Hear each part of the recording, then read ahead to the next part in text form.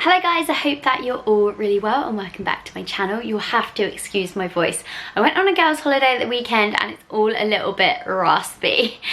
So I thought I'd make this video today. It's going to be really informal, just like a little chatty type video, because I put a post up on Instagram this week about my husband being unwell and so many people messaged me and just had no idea about it. And then I kind of forget that as you grow bigger, you grow more followers, and if you don't kind of talk about things that have gone on in your life and still affect you, then people aren't really going to know about it. So I thought instead of doing like Instagram posts, I would just put it all in one video and talk about some pretty big sort of things, milestones. What do we call the milestones? Pretty big events that have happened in my life over the last few years that might explain a little bit more about why I do things the way I do them, or why I am a certain way, or why I'm doing certain things. So I'm not going to go through a list of my likes and dislikes and what food I like and things like that. I'm just going to tell you about the specific things that have happened in my life that you might not already know. So where to start? I guess I'll start with the first thing that happened. The first significant thing that happened in my life that kind of shaped me as a person and shaped the way my life, my husband's life and my son's life is now. So I have a son called Harry and he is now 5. He's actually nearly 6, which makes me feel so sad. But yeah, he's currently 5 and he's a lovely, happy little boy. And when he was born, he was just lovely and there didn't seem to be anything wrong with him at all. And then he had a hearing test when he was a very small baby and he failed it. And then after several more tests, long story short, he was diagnosed as profoundly deaf when he was 7 weeks old. Obviously it was a huge shock. It was very hard to get our heads around and to understand kind of what would happen going forward, but that's just what happened. So being profoundly deaf means that you don't have any hearing, or you have the very, very smallest bit of hearing. Harry has absolutely no hearing whatsoever. So we went through the first year of Harry's life with him being completely deaf, and we relied on signing and body language and lip reading and just kind of trying to communicate with him as much as possible. We had a lot of he had a lot of hearing tests and hospital appointments and MRI scans, and then when he was 14 months old, he was finally operated on and he was fitted with cochlear implants. So I'll put a little video below which explains a little bit more about cochlear implants, but it's basically just a very powerful hearing aid that does the job instead of your ear. So he was operated on when he was 14 months. He was a very small little baby, and of course it was just very difficult. It was a very long operation. I think it was around 6 to 8 hours. And then a few weeks later they switched his implants on very slowly, and over the course of a few months he was eventually able to hear just like you and I, which I just think is so amazing. So where Harry is now, he is hearing just like most of his friends. So sometimes I find that when we're outside he doesn't hear as well as everybody else, and then other times I think he's just really distracted and he's just got selective hearing. But yeah, he's got really, really good hearing now with his implants on.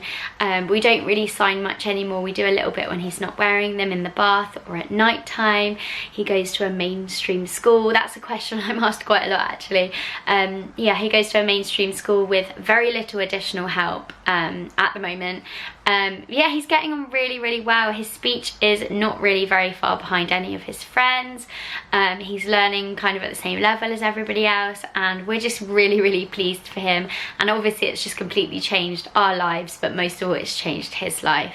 So that was definitely a very significant moment in our lives, because it kind of changed the way we were towards deaf people, I guess, and the whole thing, because we'd never met anyone deaf before. I'd never even thought about the fact that people can't hear really. But yeah, I think it kind of gives you a lot more empathy, and it's kind of taught us to really value certain things in our lives. And then not so long after Harry was implanted, so 4 years ago this month actually, my husband suffered 2 really serious seizures. So one of them, he wasn't with me, he was with some work colleagues in another town, and he had a very, very long 30-minute seizure and was rushed to hospital. I remember that phone call so ridiculously well.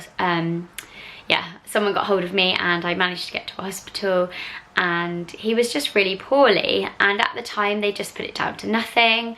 And then a few weeks later he had another seizure in bed with me, next to me in the middle of the night, which I can safely say is probably the worst moment of my life to date.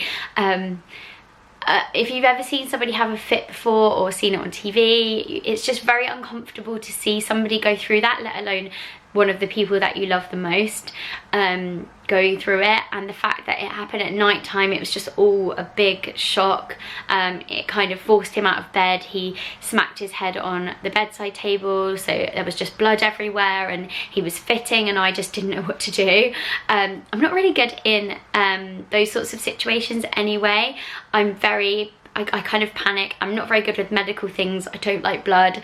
So I obviously called an ambulance and I managed to get him in the recovery position as soon as I was able to. And yeah, he was taken to hospital. And it was only then that they took it seriously. So that was like a month after his first seizure. And I mean, he's really lucky. We've got private health cover, and he had a brain scan, and we were called in first thing pretty much a few days later. So I kind of knew that something wasn't right, and they told us that Scott had a brain tumour, and it was about this size, sort of like the size of slightly bigger than a fist, and right at the front of his head, so on his left, what they call your frontal lobe. The good thing about it was it wasn't actually attached to any brain tissue. It was attached to sort of everything around it, as far as they could see. He didn't have any other symptoms other than these seizures. He didn't have headaches. I think I had more headaches than him. Yeah, he didn't have any vision problems or anything, which was all a really good sign. But obviously it was very, very shocking to be told that he had this very fast growing brain tumour. So around 5 days, I think it was 5 days or a week after that, Scott was in surgery having his brain tumour removed, which again was just heartbreaking. I think at that moment I just wanted it to be me and not him, because I think anybody in my position would feel the same. You just can't bear somebody you love having to go through that. And I think the operation itself, especially to your brain, is very terrifying. It's very scary knowing that somebody is going to operate inside of your head. Your brain is what is, you know, it's who you are, and there's so many side effects, or what's the word? There's so many risks involved in it. And yeah, it was just all not very nice, very scary, but very necessary. He had this amazing surgeon called Mr. Paul Grundy, who is actually quite famous in brain surgery. He's done a few TV programs where he's done live brain surgery, which I just think is incredible. So yeah, he was in very, very good hands. And after the operation, Mr. Grundy said that he had removed the entire tumour. It did come back with results that it was cancerous, so it was stage 3 cancerous, which sounds really scary knowing that it was stage 3. But they did say that it was on the lower scale of stage 3, and we just took all the positives we could from that. So shortly after Scott recovered from the operation, which was not a nice recovery as you can imagine, he started radiotherapy. He had radiotherapy every single day for 7 weeks, and it wasn't even in our town, which was really tricky, but we managed to get through it. We were even there over Christmas. I think we had Christmas Day off, but the other days we were there. So yeah, it wasn't really the nicest 7 weeks or nicest Christmas we've ever had, but again, it had to happen in order for Scott to be with us today. Radiotherapy was really tough for Scott. He didn't get as much side effects as a lot of people because he was still quite young, but he did lose his hair, and he absolutely loves his hair, and I don't blame him. He's got a really good head of hair, and I think losing his hair really shook his confidence, and kind of it made it more real. It, you know, when you think of cancer, you think of people with no hair, and I think, you know, it was kind of obvious that he was going through cancer. But shortly after the radiotherapy stopped, he actually went back to work, which I was just like, wow, you're amazing. Like, how are you going back to work already? And it was just, you know, the start of the road to recovery. So now we're 4 years down the line and Scott's had so many brain scans, it's unreal, but everything is clear, everything is really healthy. He's got a nice hole in his skull in there, but he's just absolutely fine, and I just couldn't be any more proud of him or more buzzing about it. And it's just one of those things that happened in our life, a lot like when Harry was diagnosed as deaf, that is just a total wake-up call. It's like, hang on a second guys, you've got one life. It's just one of those things that happened to us that really shook us up and really made us think, oh my god, like we only have one life here, like we don't want to be wasting it. Like anything could have happened and we could have had a very different outcome, and I just feel really lucky that we have a second chance to do our life how we want to do it. So we very much do what we want to do, and yeah, I just feel really lucky that we are where we are. And then the last thing I wanted to talk to you guys about was baby loss. So I myself have had my fair share of baby loss. So not long after Scott was unwell and kind of in recovery, I actually suffered a ruptured ectopic pregnancy. If you don't know what an ectopic pregnancy is, I will pop a link to a couple of relevant videos below that I filmed all about my ectopic, where I go into it in a lot more detail. But yeah, basically I had a ruptured ectopic pregnancy. I nearly died. I lost so much blood that they weren't really sure how I made it through, and I had very serious emergency surgery where they cut straight across my stomach and removed the pregnancy and also removed one of my fallopian tubes. It was so scary, like definitely one of the scariest things I personally have been through. I didn't know I was pregnant either, and it was very early stages, and I didn't go to hospital straight away because I wasn't looking for any symptoms. I just thought I had some sort of bug. And just to know that I could have potentially bled to death, left my husband and my little boy, is just really scary. And yeah, it's one of those things where it takes quite a long time to get to terms with. I don't think I ever will kind of get over it, but I've definitely learned to accept it, and I always, you know, try and talk about it to try and let people know the signs and symptoms, because it's not always easy to diagnose.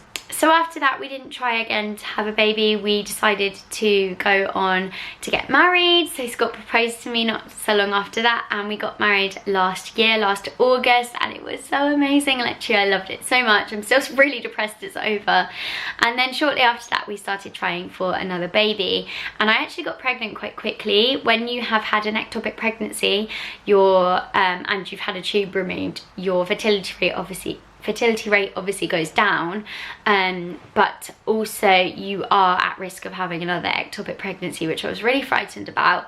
But everything was okay. It was very early stages. We hadn't told anybody, and then unfortunately it just wasn't meant to be, and at 8 weeks I had a miscarriage. I feel like it was probably the saddest, most devastated I've ever been about anything, because I just felt like we were right in the right moment. We'd had stuff going with Harry, we'd had stuff going with Scott, I'd lost a baby before, and I just think this was the one. Like, we've just got married, we've got no plans this year, like this is the baby, and it wasn't. And it took me a really long time to realize and sort of work out, like, why can't that one work?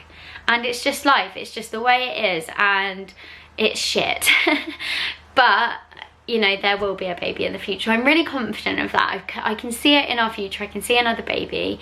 I've been concentrating on myself this year, and Scott and Harry, and I've been training for the trek, and I just think once the trek's over, I'm ready to get back in that headspace again and try for a baby. And I just know that it's going to work this time, and if it doesn't, then you know, I'm really happy with my family, and that's just the way it's going to be, and maybe it wasn't meant to be. But it is hard, it is really hard. I think there's been a lot of pregnant people around me. One of my best friends has had a baby, but you know, it's not without its struggles. She was trying for a really long time, and I know, you know, there's always a story behind people's pregnancies. I don't really think it always just happens for people so easily, so I try to keep that in mind when I see pregnancy announcements, and I'm always really happy for people because I love babies. But yeah, it is quite tricky seeing it and knowing that time is passing by, and I've, you know, not filled that kind of hole that I want to fill yet. So anyway guys, I hope that this video hasn't been too negative or hasn't been a bit of a downer. I wasn't really sure about filming it because it's a bit of a weird type of video to sit down and film, but like I said, I've had so many questions lately with certain things that I've posted that I kind of forgot that people don't know everything, and I just thought it would be good to get this video out there so you guys know these certain things about me that, I don't know, you might have wondered and not wanted to ask, or I don't know. I'm just gonna stop talking now. But anyway, I hope that you have found this video helpful or interesting, or it's just helped you get to know me a little bit better. If you've been through anything that I've mentioned and you want to share it with me, then obviously you can comment below, or you can send me a direct message or an email, and I will definitely get back to you and we can have a little chat and give each other therapy. But anyway, I'm gonna leave you guys now and go get myself a cup of tea because my throat hurts, and I'll see you in my next video. Bye!